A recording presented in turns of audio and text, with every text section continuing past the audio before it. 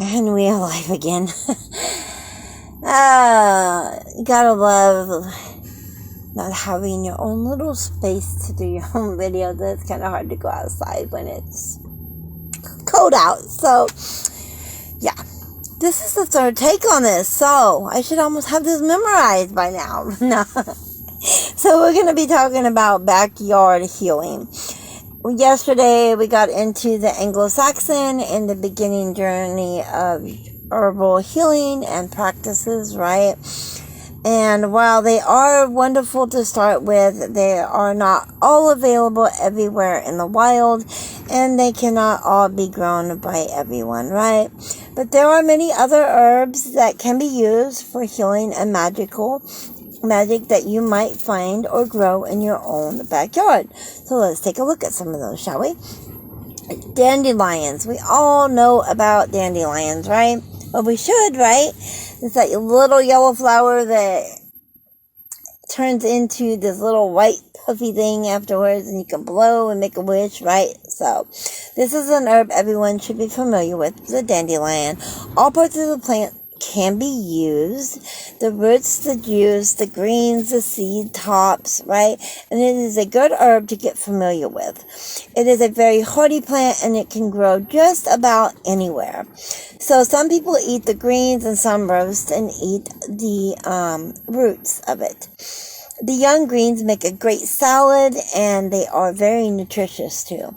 Dandelions have many healing uses. It has laxative properties, removes toxins, and helps diminish and clear acne and boils. It also has a few spiritual uses, like I was just saying, where you can blow the seeds into the wind and make a wish, right? We all did that as children. At least I did. I love doing it. Other use include money attraction, purification, personal and spiritual enrichment, beauty spells, psychic gifts, and psychic development. So there's so much that the dandelion can do. Lavender is another one. Lavender is another common herb that is cultivated in many gardens, right? It has a beautiful flower with a very pleasant and relaxing fragrance to it. As we all know, lavender is popular for a few reasons. It has many health, healing, and spiritual uses, and it can be used in incense, oil, food, and tea. You want to place a few drops of diluted lavender essential oil on your temples and at the base of your neck to relieve a headache or a migraine. The plant's essential oils can be used to help heal acne or troubled skin, but the most common healing property of lavender is that it fights fatigue. Spiritually and magically, lavender is used in many different ways. Sleep and healing spells commonly call for lavender. It is also used to promote peace and love. There are stories about lavender being associated with longevity. Finally, the plant is also associated with protection and cleansing. And note that certain sedatives or sedative antidepressants may interact with lavender and cause over drowsiness. So discuss with your medical practitioner before using lavender if taking any of these. The next one that we're going to get into is white birch. So, white birch is a tree that many Native American traditions use. The primary healing modality of white birch is its antiseptic, and it is associated with purification and exorcism. The B rune in Anglo-Saxon runic alphabet called Bucana stands for birch, and birch relates to the mother goddess and mother earth, and to the cycles of death and rebirth.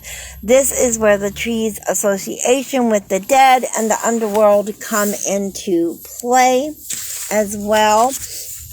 So the birch tree that grows across northern Europe is sacred to many gods and goddesses in the Anglo-Saxon and Germanic traditions. It is also one of the first plants to produce leaves in the spring. In Celtic regions on May Day or Beltane, celebrants danced around birch maypoles in honor of fertility goddesses. When couples were gifted with a newborn, the placenta was placed under a birch tree as an offering. One of the many deities associated with the birch tree in Nordic tradition is Frigg, the earth goddess and the wife of Odin. Birch twigs were traditionally used to make witches' brooms, and many cradles were made from birch bark to protect infants, bringing the protection of the earth into the home. Freya, the Norse goddess, whose attributes include love and fertility, is also symbolized by birch. Young boys in love would place green sprigs of the birch tree around the house of the young ladies they were trying to court. There is also Thor, the god of thunder, lightning, strength, and fertility. Farmers purified and protected their flocks by gently striking their animals with birch twigs when they went to pasture after the winters. It was believed that if you brought a birch twig struck by lightning into your living quarters, then Thor himself would protect your home. You can utilize the healing and protection aspects of birch in a ritual to banish or remove illness as well. The next one we're going to get into is the pine.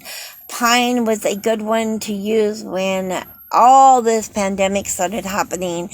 A lot of people were using that to help get over COVID, and it did work. It really did work. Pine is a common tree that people use. Like many other herbs, pine has different uses depending on the species. White pine is a great expectorant, which makes it useful in cough and cold season.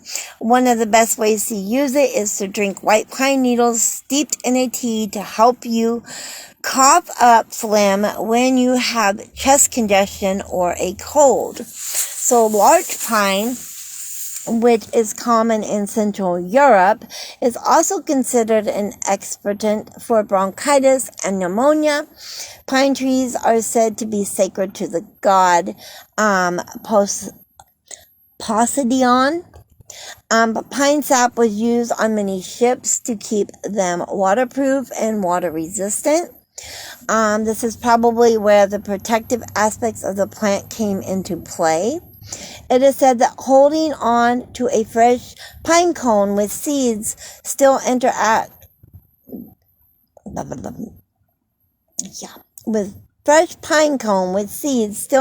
will help away evil spirits and bring fertility. Pine is also associated with money and work because it is an evergreen plant which suggests prosperity all year long.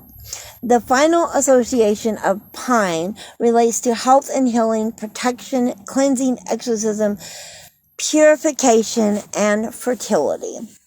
So, these are just some traditional herbs and for health and healing, as we have talked about the potent charm that has been passed down through history as well. We talked about that yesterday.